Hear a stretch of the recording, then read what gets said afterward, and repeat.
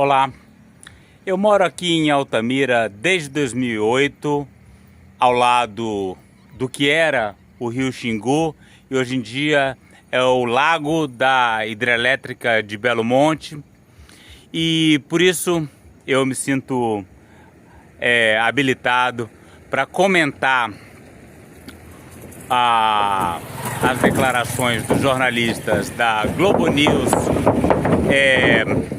relativas a Belo Monte, que fazem uma comparação entre os riscos da exploração da petrolífera da Foz do Amazonas com o desastre que foi a construção dessa barragem. Adianto que gostei muito da fala dos jornalistas e acho que a comparação é pertinente. Nós avançamos aí praticamente 2 décadas, né? 1,5 décadas, 2 décadas, e a agenda planetária, como já bem lembraram tanto André quanto Camarote, ela avançou na direção de mais proteção ao meio ambiente e, mais do que isso, de modelos de desenvolvimento ancorados em sustentabilidade e em serviços ambientais, que significa o quê? Uma floresta de pé, uma biodiversidade preservada precisa render mais dinheiro, mais resultado, mais bem-estar do que a exploração desses recursos naturais. É essa chave que virou desde de Belo Monte. Olha, eu confesso que eu tive que assistir várias vezes esse trecho para poder entender o que a Flávia Oliveira queria dizer.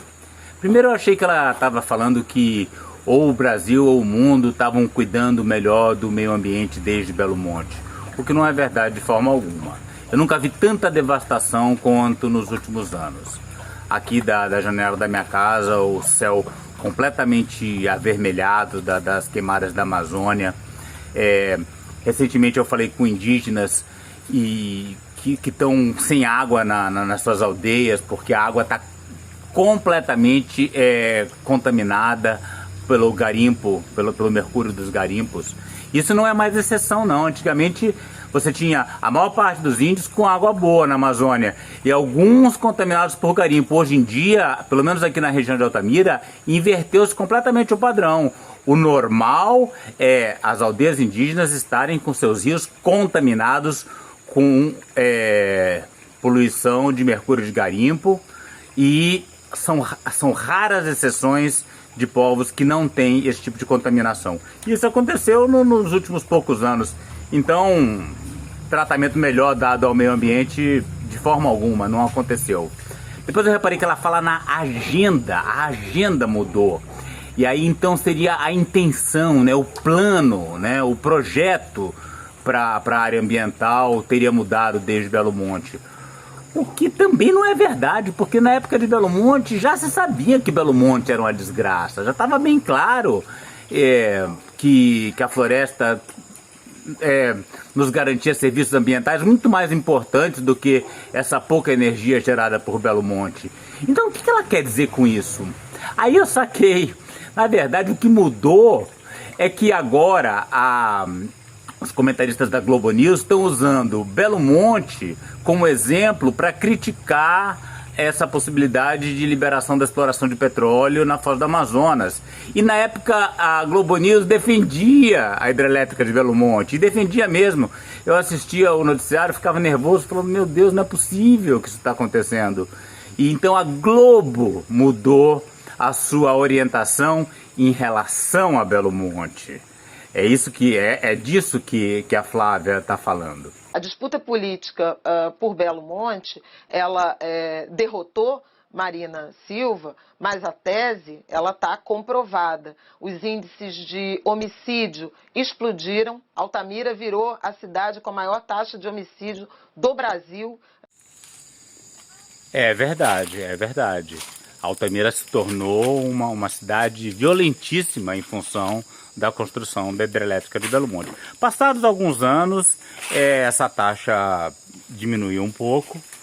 Ainda é uma cidade bastante perigosa, bastante violenta, mas dentro de um padrão de normalidade do Pará. Mas o pior do que isso, não é só a taxa de homicídios, a gente tem uma taxa de suicídios de jovens que é elevadíssima. Imagina que coisa horrível, que coisa mais desesperadora, suicídios de jovens.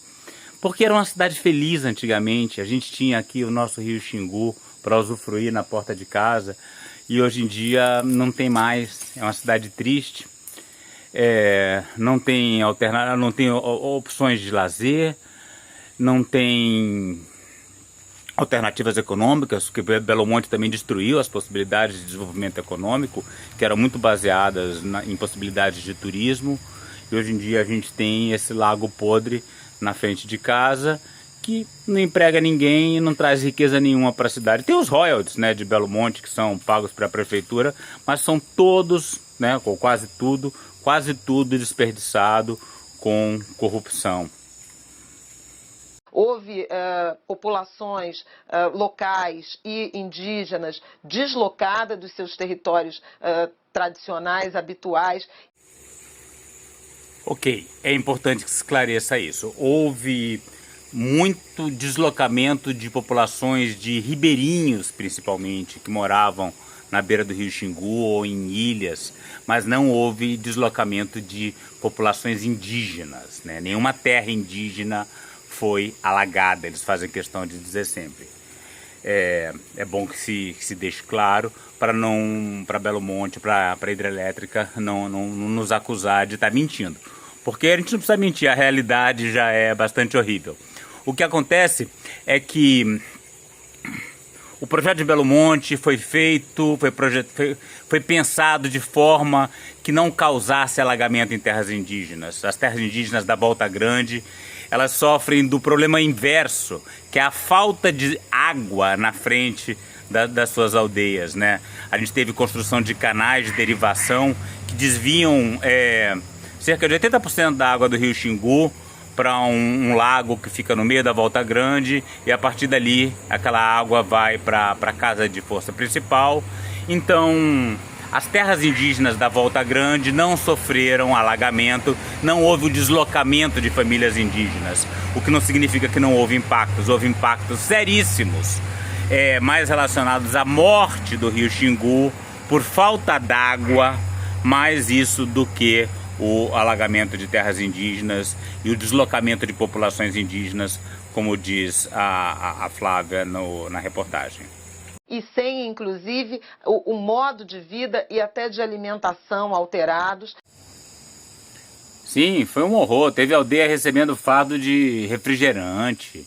Teve aldeia que parou de fazer... Aliás, várias aldeias pararam de fazer roça, pararam de plantar mandioca, porque recebiam os alimentos do supermercado. Tudo isso faz parte de uma estratégia de cooptação dos povos indígenas, de criação de uma dependência que se mostrou muito útil, inclusive porque hoje em dia a resistência contra a Belo Monte é muito fraca. E aí, se eles quiserem levar adiante o plano de construir novas hidrelétricas no Xingu, é uma coisa que nós ambientalistas sempre falamos que aconteceria, hoje em dia, infelizmente, a resistência seria muito menor do que aconteceu no caso da primeira resistência contra a construção da hidrelétrica de Belo Monte. E a usina não entrega em energia para o Brasil o que se estava pretendendo, planejando na origem. Sim, nós já alertávamos há muito tempo que a hidrelétrica de Belo Monte não era viável energeticamente, porque o Xingu é um rio muito sazonal. Você tem uma época do ano relativamente curta que tem muita chuva. E agora já está parando de chover, a gente está quando agora? Meados de maio, hoje é dia 24 de maio, já está praticamente verão. E vai seguir assim seco até o final do ano. Então todo esse período, Belo Monte vai produzir muito pouca energia, quase nada. E a tendência é que isso piore cada vez mais com o avanço dos desmatamentos e a progressão do aquecimento global, que tende a diminuir a quantidade de chuvas na região norte do país. Inclusive porque ela foi redimensionada para menor, em razão de exigências até para o licenciamento. Cuidado que esse é o argumento utilizado pelos barrageiros para a construção de novas hidrelétricas no rio Xingu. A ideia é essa, construir várias barragens rio acima para armazenar essa água toda que passa por aqui, que passa pelo rio Xingu na época da estação, do auge da estação chuvosa, e ir soltando ela devagarzinho ao longo do ano. Quer dizer, Belo Monte não tem uma imensa caixa d'água, né? Então ela tem uma potência instalada muito elevada, mas não tem um reservatório gigantesco. Então o plano dos barrageiros é, partindo agora para a nova etapa, construir inúmeras barragens ao longo do rio Xingu, que causariam um estrago absolutamente gigantesco na bacia, e aí sim alagando várias terras indígenas. E na época da construção de Belo Monte, a presidente Dilma Rousseff assinou um documento dizendo, se comprometendo com a decisão de que Belo Monte seria a única hidrelétrica do Xingu. É claro que sempre pode chegar um novo presidente e rasgar esse documento. A gente soube que isso aí não tinha maior valor. De toda forma, é um compromisso do país com os povos do Xingu de que Belo Monte seria a única. Então a gente vai lutar por isso até o fim. À luz dessa experiência, é realmente muito complicado forçar politicamente o IBAMA a tomar algum tipo de atitude favorável à exploração de petróleo na foz do Amazonas. E aí pode parecer uma utopia, né? Um absurdo o que eu estou dizendo. Flávia, uma dica, você fala uma utopia, um absurdo, e aí essas coisas não são sinônimos. Eu, por exemplo, gostaria de ver a hidrelétrica, a barragem de Belo Monte derrubada, o Xingu correndo novamente, livremente. Isso é uma utopia, mas não é um absurdo. Um absurdo é não fazer isso. Mas veja, hoje nós pagamos royalties, né, a municípios e a estados pela exploração, pelos danos provocados pela exploração do petróleo, eventualmente do minério. Por que não pagar, remunerar pela preservação? Essa coisa dos royalties para conservação pode ser uma boa ideia, mas tem que tomar um pouco de cuidado com essa ideia de royalties, ainda mantendo a comparação com Belo Monte. Altamira recebe muitos royalties de Belo Monte e a cidade não tá legal. Para onde vão esses royalties? Então, às vezes é melhor políticas públicas mesmo do que simples pagamento de royalties. Foi no governo do PT que pariu-se Belo Monte. Só para a gente lembrar, há pouco na reportagem do nosso arquivo falou-se que a usina custou 19 bilhões. Esse valor corrigido teria passado de 40 bilhões de reais. Obra superfaturadíssima. O custo do megawatt-hora nas alturas, não gerou, como já foi dito, a energia esperada. O consórcio responsável foi montado no fórceps pelo governo, porque os financiadores não estavam seguros de tocar essa empreitada no meio da floresta, nos termos em que isso estava acontecendo. O resultado dessa ala-ossa foi a desconfiguração do balanço hídrico do rio Xingu. Isso atingiu a pesca, teve interferência na segurança alimentar de populações ribeirinhas e indígenas. O projeto atropelou o direito indígena assegurado pelo Brasil, com assinatura de chefes de Estado brasileiros em tratados internacionais. Nós tivemos, como a Flávia muito bem disse, em Altamira, no Pará, para onde se mudou uma jornalista das mais premiadas, é a mais premiada jornalista do Brasil, Eliane Brum, que escreve livros, artigos, reportagens, detalhando, pormenorizando o horror de você ter o salto quântico de indicadores de criminalidade que se disseminaram amplamente. E o pior, as contrapartidas exigidas pelo órgão ambiental. Eu quero lembrar que o presidente do IBAMA foi o primeiro a pedir para sair, o Abelardo Baima, pediu exoneração, falou: eu não participo disso, eu não vou assinar o que estão pedindo no fórceps, na pressão.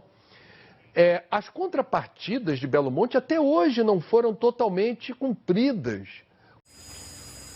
Quanto a essas condicionantes não cumpridas de Belo Monte, a gente tem dois aspectos aí que vocês podem ajudar a remediar. Primeiro, a questão do hidrograma, a quantidade de água que a Norte Energia, a administradora de Belo Monte, vai ser obrigada a passar pela Volta Grande. Esse é um dos pontos que está em negociação para a renovação da licença de operação da usina. Outro ponto fundamental é a criação do território ribeirinho, que é uma área de cerca de 8.000 hectares na beira do rio, nas proximidades da cidade de Altamira, onde se pretende reassentar esse grupo que foi tão prejudicado, tão impactado pela construção de Belo Monte, que são os ribeirinhos. Vamos ajudar a diminuir, a amenizar os impactos causados de Belo Monte? Vamos focar nesses dois pontos?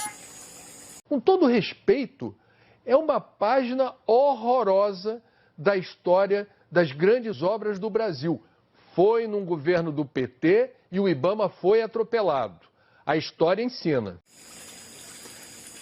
Ok, André Trigueiro, a Belo Monte foi uma obra do PT, não há como negar isso. Foi uma obra executada no governo Lula, principalmente por incentivo da ex-presidente Dilma. Mas é muito importante que se destaque que todos os grupos políticos do Brasil estavam coniventes, envolvidos e se aproveitando dessa obra. Não havia ninguém, pouquíssimas pessoas, pouquíssimas vozes se levantaram contra Belo Monte. Tá? Eu sei porque eu estava aqui desesperado lutando contra essa obra e a classe artística, políticos de todo o espectro político, todo mundo se deliciando com a ideia da construção de Belo Monte, que rendeu verba para todo mundo, de financiamento de campanha, vindo de grandes empreiteiras. E vamos ser justos, a Rede Globo também fez muita pressão para que Belo Monte saísse. A gente dava entrevistas para a Globo, para o Fantástico, e saía muito pouca coisa das nossas críticas fortíssimas à hidrelétrica de Belo Monte. A voz dos empreendedores sempre estava lá com as suas mentiras, né, com o seu conhecimento equivocado, e o Grupo Globo foi muito responsável também pela construção da hidrelétrica de Belo Monte. O jornal O Globo, o Valor Econômico, todos esses veículos participaram muito da campanha contra Belo Monte. Então, vamos criticar o PT? Beleza, vamos criticar. Eu sou o primeiro a criticar o presidente Lula e a ex-presidente Dilma por conta da construção de Belo Monte. Mas a Globo também é muito responsável por isso.